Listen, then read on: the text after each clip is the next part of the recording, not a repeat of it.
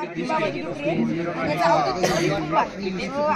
Mahatma Gandhi high school Pargaonkar शाळेत तालुका पुणे या शाळेतून आलेलो आहे.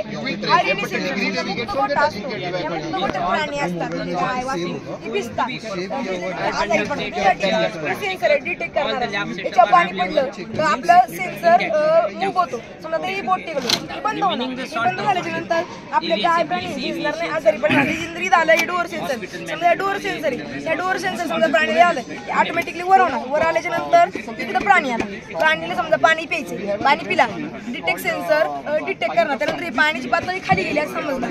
नंतर सेन्सर पाणी सेन्सर वर आल्याच्या नंतर ऑटोमॅटिकली परत मोटर बंद होणार, पाणी बी बचाव राहणार आणि परत प्राणी आला, परत पिला, परत ऑटोमॅटिकली परत प्राणी येणार. पाण्याची लेवल खाली गेल्यानंतर सेन्सर ऑटोमॅटिकली पुन्हा पाण्याची लेवल करतो. हा परत लेवल करतो. आणि त्यानंतर वाघ, आपल्या जुन्नरमध्ये वाघाचं प्रमाण जास्त आहे का काय नाही, प्राणी जास्त आहे. आणि त्यानंतर आपल्या गाय गोठा याच्यामध्ये परत आपल्या कुटुंबाला घरांच्या परत पोल्ट्रीमध्ये याला सेन्सर बसू शकतो. टायगर सेन्सर समजा आपण या ताराच्या वाघ आला, सेन्सर वाघ बघणार का टायगर जवळ आला,